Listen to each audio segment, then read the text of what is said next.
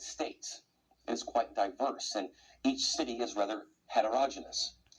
Specifically, DeSantis was able to flip the traditionally blue Miami-Dade and Osceola counties red for the first time in more than 20 years. That means that Latinos voted for DeSantis. To see that kind of significant shift is a major headline from the results. Let's hear from the governor on his reelection. Today, after 4 years, the people have delivered their verdict. Freedom is here to stay.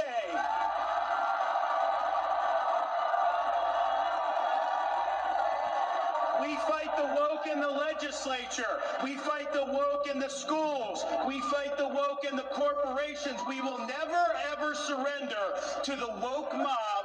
Florida is where woke goes to die. Just as notably, Senator Marco Rubio defeated his Democratic challenger, Val Demings, by about 16 points.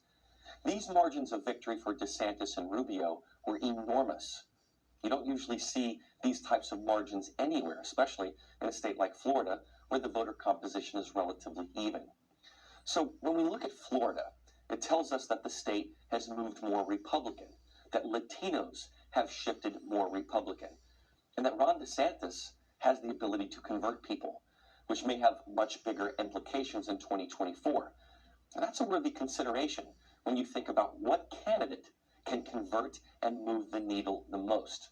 The Latino vote clearly mattered. And I wonder if Latinos outside of Florida would feel the same way. And if you're looking for a model of how to run a state and win re-election in a landslide, you have to look at the DeSantis model as the one to pattern by. It was decisive leadership with some great rhetoric and charisma. He made Florida better regardless of what political party a voter belonged to. So to me, the number one headline coming out of these midterms was Florida and the enormous victory of DeSantis and Rubio.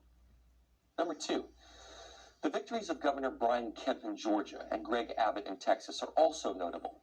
This is because they were faced by challengers who had a lot of money and a lot of press. In Georgia, Stacey Abrams has been consistently building her case, even though she lost the last go-around.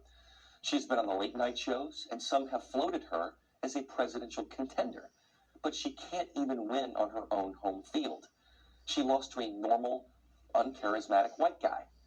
And Beto O'Rourke, who has had millions of cash poured in by the DNC and California to turn Texas blue, lost the governor's race to Greg Abbott. So the point I want to make about the Georgia and Texas governor's races is that celebrity alone and money alone cannot win you an election. Abrams and O'Rourke were probably the two most high-profile Democrats running this cycle, but neither won. But as we think about celebrity on the Republican side, it's not like Donald Trump had an impressive endorsement record this go-around. I will focus on Pennsylvania here, a state that Trump won in 2016. However, he endorsed gubernatorial candidate Doug Mastriano, who lost to Democrat Josh Shapiro by over 13 points. That's sad, with an exclamation mark. He also put a lot of focus on Dr. Oz, who lost his Senate race to a stroke victim. I'll spotlight Pennsylvania in a moment, but let's continue for now. The Trump-endorsed Don Bolduc in New Hampshire lost his Senate race by 9 points. So Trump's record of endorsements was a mixed bag, where he did help a number of candidates, but when some of his candidates lost, well, they lost pretty badly. Now, it could be that these were just not the right candidates, or that they didn't reach suburban voters. But it needs to be noted that Trump doesn't always have the Midas touch when it comes to endorsements. So let's talk about Pennsylvania now, because that's another big story. The Senate seat was vacated by Pat Toomey, a Republican. So Dr. Oz was trying to maintain that seat. Oz was a heart surgeon. His opponent, John Fetterman, was a hoodie-clad, goatee-covered slacker who was strangely the lieutenant governor. The effects of his stroke showed up in speeches and debates.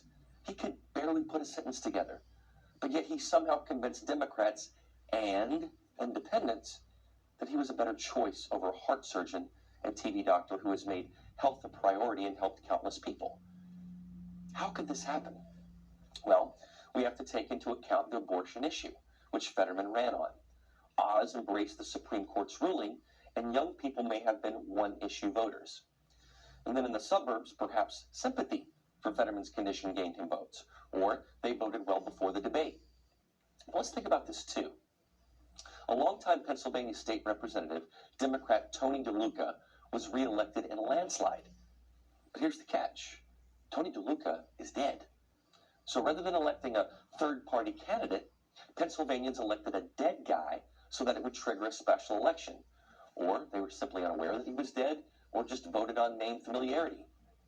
I have to say, though, Pennsylvania has some very strange voters and very peculiar voting laws. I still don't trust them. But if Democrats can win in the governor's and Senate races, and one of those candidates is mentally not all there, something is quite strange in Pennsylvania. But come on, man. Look at this. Dr. Oz has 1.1 million followers on Instagram. Fetterman has 149,000.